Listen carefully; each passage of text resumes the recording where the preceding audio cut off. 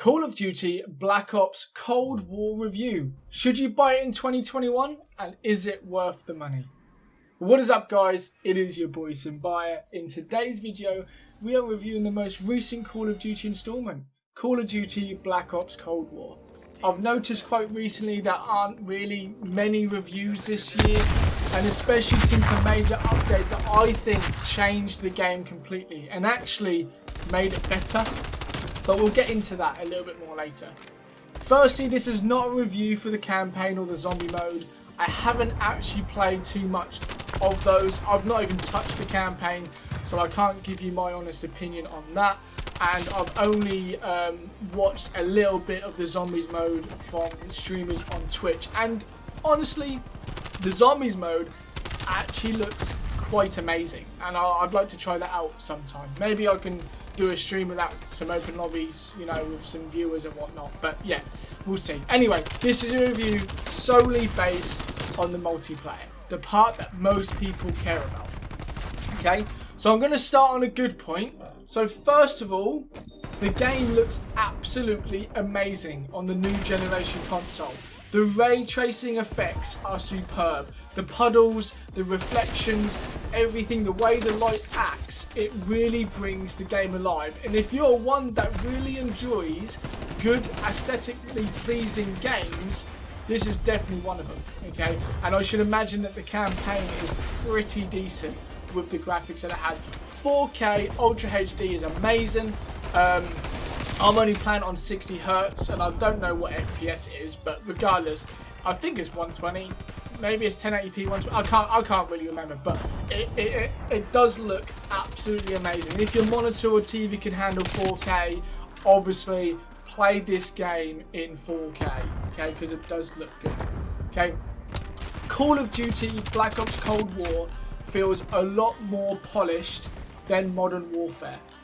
I'm not sure if this is because I'm playing it on the new generation console, but there are nowhere near as many problems, like the menu issues that you got on Modern Warfare, etc. Stuff like that, performance issues. It works and performs so much better. Hats off to Treyarch, as I believe they always produce the best and most well polished COD titles. And by the way, if you can't tell, I am a huge Treyarch fan, but I am not a biased fan, okay? I honestly believe that Treyarch have produced some of the best Call of Duty titles. Maybe there's an exception for a few, such as Modern Warfare 2, and maybe if you're an OG, Modern Warfare. But the Black Ops series, Black Ops 1 all the way to Black Ops 4, especially in this one, I think they are some of the best Call of Duty games. I even think that Black Ops 3 and Black Ops 4 was better than Modern Warfare 2019. And that's a controversial opinion because most people love Modern Warfare 2019. But I'm a gamer that likes my games to work properly, and little things like performance issues drive me insane because you've had 2 or 3 years to make a game, and if it doesn't work properly, what have you been doing? Okay? But anyway, that's another topic. So the Call of Duty Black Ops Cold War it just works really well. I've played it on both the old gen console and the new gen console, and I have not experienced any performance issues on either.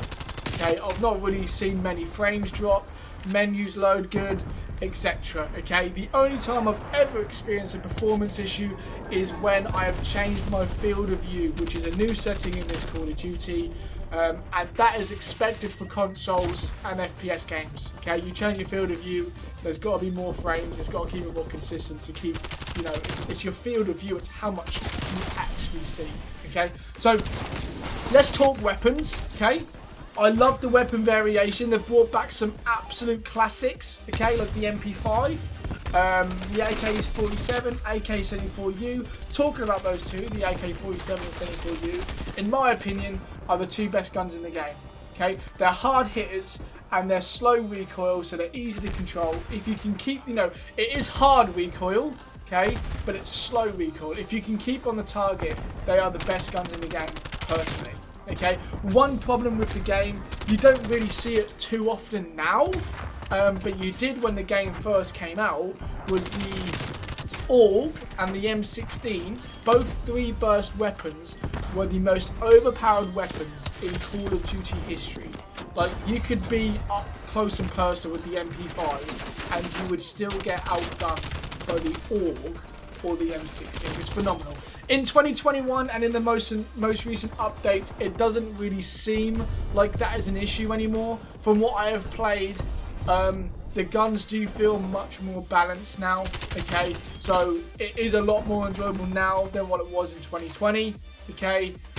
You can use guns such as the Krieg and the XMN4 to compete pretty well, okay? So it doesn't seem like that's too much of an issue anymore, but nonetheless, that was an issue, okay? People used to use them constantly. You literally only saw 2 guns, M16 and all, okay? But yeah, anyway, they've changed that now, and it's made the game a lot better, okay? Not only that, they released an update, I think sometime in December, November, December, I can't remember exactly when, that changed the time to kill aspect of the game. People used to be bullet sponges, whereas now the time to kill is a bit closer to what it is in MW 2019. It's a lot, the time to kill is a lot less, which in my opinion has completely changed the game, okay? I really, really, really hated this game when I first bought it. It wasn't enjoyable because you put 20 bullets into somebody and it just didn't seem like it'd done anything. Whereas now they've addressed that, as Treyarch do, they address issues and it makes the game better, okay? Next is the subject of the 3-lane system for maps. Now, I personally am a huge fan of the typical 3-lane system that Treyarch has implemented in every single Call of Duty that they have ever made. Unfortunately, this is one of the areas that, lacks in this one. It is still there, but there's a lot more places to be shot from. It seems like when you're standing somewhere, you can be shot from 10 different places, okay? Now, personally, I think one of the places that MW 2019 lacked, as a weak point, was the maps were so chaotic. There were so many places to be that, yeah, I don't expect to cover my corner, every single corner, but I don't expect to be shot from, being able to be shot from 10 different locations if I'm standing in one place. 3, 4, 5, I get that, yeah. But what this does, it allows the game to be a lot more chaotic. Now, unfortunately, I actually don't like chaotic Call of Duties. I am a bit more methodical in my approach, a little bit more tactical, and I enjoy thinking about flanking and, outplaying the opposite team by using the different lanes that this 3-lane system, allowed you to do. But, not to blow my own horn or anything, but it's one of the reasons why my stats are so good, because I don't do what most people do in Call of Duty. I don't play the same way. Okay, my score per minute and everything is higher than average. I don't sit there in a corner, but I am a little bit more methodical. And unfortunately, in this Treyarch Call of Duty, it's there, but it's not there as much. So if you're one that likes chaotic Call of Duties, that you don't really think too much, you run and gun, you just go in blindly, run the same lane over and over and over again, you're gonna absolutely love this game. Now, don't get me wrong, I push forward constantly, but mine is a little bit more methodical. I'm not just going to rush somebody. I'm going to look for those opportunities to flank, and there's less opportunities in this Call of Duty. But the maps, they're okay. It goes back to MW19. The map that people wanted was Shoot House. I don't know why, but the maps were awful. The same as this. You got maps like Miami, which is just dark and lights and that, and it just does. There's no flow to it. Okay, you've got maps like Crossroads Strikes that it's just people sitting in their spawn with those 3-burst weapons I was telling you about. But then there are some other maps like Nuketown, for example. Nuketown is an obvious classic. Is amazing. So they brought back maps like Raid from Black Ops 2, which is awesome. They've brought some other maps in, such as the Pines. That's an okay map, but the map design is below average in my opinion. Okay, but it is it's a fun game to play, but in my opinion, the map design could be so much better. Okay, and this kind of brings me on to my next point: skill-based matchmaking, SBMM, as people call it. If you didn't know that, SBMM is skill-based matchmaking. I am not a fan of SBMM. Okay, I don't mind it being in the game, but I want it to be an option. I want there to be 2 different playlists. Okay, I want one playlist where it's activated. I want another playlist where it's not activated. Yes, you may say, but you know, skill-based matchmaking puts you up against people that have the same skill gap as you. That's the way that you improve. You're not wrong. And if you think that, I completely agree with you. But one of the reasons I play games is because I enjoy it and it's fun. It's not a chore and it's not constantly competitive. I want to be able to go into some lobbies on Call of Duty and just have a good time, not have 2 buckets under my armpits, a headband on my head, wristbands on, just to be able to get a decent score, you know. So I think it should be in the game, but I do think there should be 2 separate playlists. Okay, now for people that you know are casual gamers, this works to your advantage, and that's the reason why it's in the game, because there's a lot more people that are, you know, 1 KDs or lower than there are people 2, 3, 4 KDs. Yeah, so those that are casual gamers or maybe not so good at the game, yeah, that's not a bad thing, by the way. It works out to your advantage because it's putting you up against people that have got the same mentality as you. Whereas for me, because I have good stats and whatnot, it's putting me up against people that have the same mentality as me. People that just want to do really well every single game. They want to try beat their score and their kills and everything from their previous game. Which for somebody like me makes it really difficult to enjoy sometimes. Okay, but if you are one of those people that you know are casual gamers and stuff, don't let that put you off from buying it, because it will actually work well in your favour. Okay, now I've touched on a lot of points. Okay, I'm just going to do an overall of the points that I have touched on, okay, just so it helps you guys understand what I'm talking about, okay. First of all, I said that the game looks amazing, which it does.